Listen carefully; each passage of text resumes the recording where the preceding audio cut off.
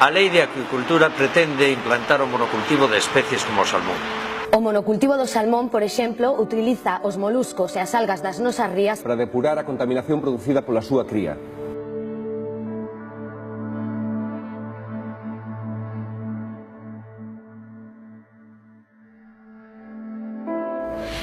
Este tipo de cría propaga enfermidades e parásitos. Restos de pensos, antibióticos e produtos químicos que afectan a calidade dos nosos recursos marisqueiros.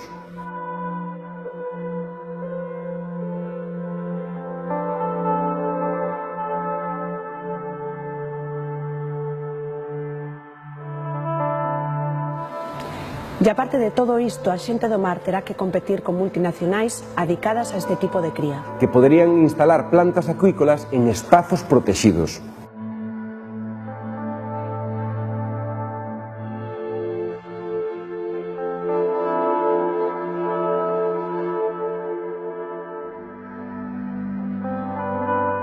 Non á destrucción do noso mar.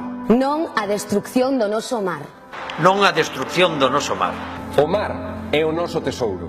O teu tesouro. O mar é o noso tesouro. O teu tesouro. O noso mar é o noso tesouro. O teu tesouro. Non á lei de acuicultura. Non á lei de acuicultura. Non a lei de acuicultura. Non a lei de acuicultura. Non a Lei de Acuicultura.